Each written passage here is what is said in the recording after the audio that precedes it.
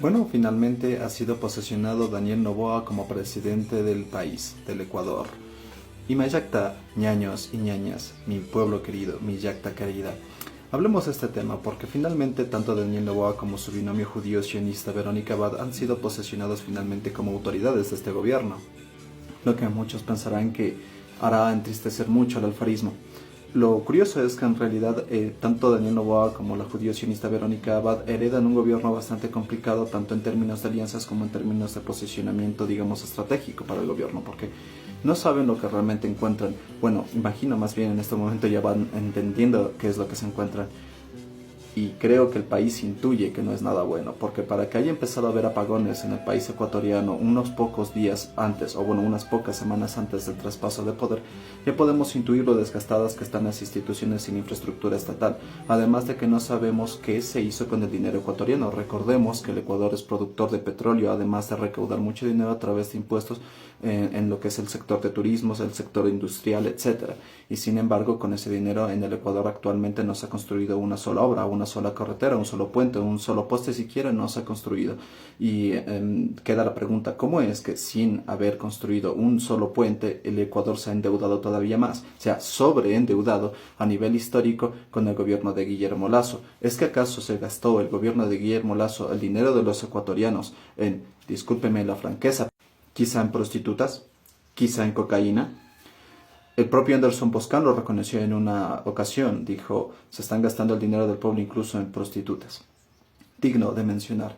Ahora la pregunta es, el equipo de Daniel Noboa, que es el equipo que viene con Alianza País, bueno, ex Alianza País, actualmente ADN, lista 35, que es, digamos, gestada, administrada por la familia de Lenín Moreno, ex presidente del Ecuador, que en su momento traicionó al proyecto político que lo auspició a la presidencia.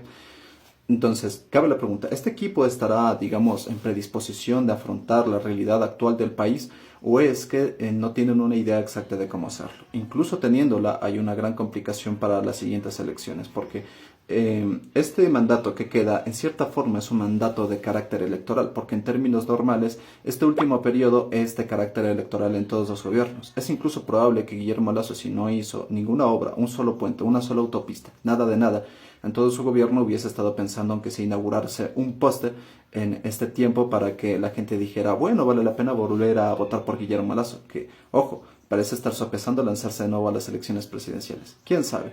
Sin embargo, la cuestión aquí es una situación de alianzas, porque para crear una coalición en el legislativo, muchas bancadas suelen pedir también ciertas funciones públicas del Ejecutivo, algún ministerio, alguna secretaría, etcétera.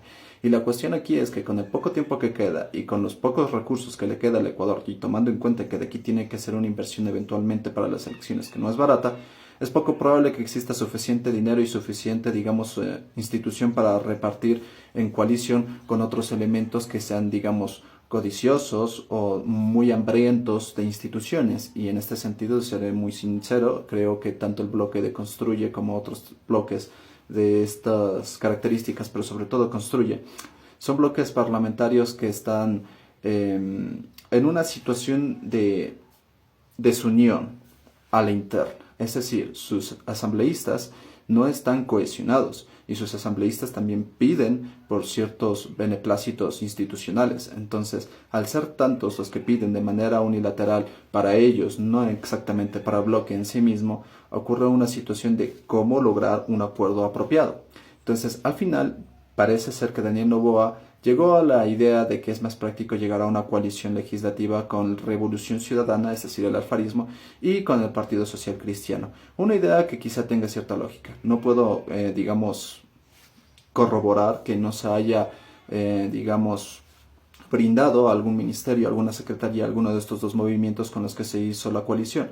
Pero hasta donde yo tengo entendido, no. Si es que en todo caso es así, ojalá también tengan la interés de comunicárselo al país, que a mí sí me interesaría saberlo. En realidad he estado buscando, pero no lo tengo del todo claro. Entonces, creo que la idea aquí de Daniel Noboa fue, no existe suficiente dinero e institución para llegar a acuerdos más apropiados con el bloque de las derechas porque suele exigir mucho. Entonces vamos a llegar a un acuerdo más, digamos, sereno con el bloque alfarista y el bloque social cristiano, porque ellos van a pedir más bien puntualmente ciertas pleitesías en lo legislativo. y así ha sido. Entonces, no estoy seguro cómo habrá quedado en lo institucional. Cabe ver cómo ha quedado. Pero, siendo el caso, Daniel Noboa ha hecho una alianza que puede costarle la reelección en el 2025, porque una parte de la gente que le votó, una muy importante parte de la gente que le votó, lo hizo como un voto antialfarista. Entonces, dado que el voto antialfarista es el que le auspició la presidencia y él luego pactó con el alfarismo en el legislativo, es probable que una parte de la sociedad que votó por él se sienta indignada y no vuelva a votar por él. Cabe la pregunta, ¿lo harán o no lo harán?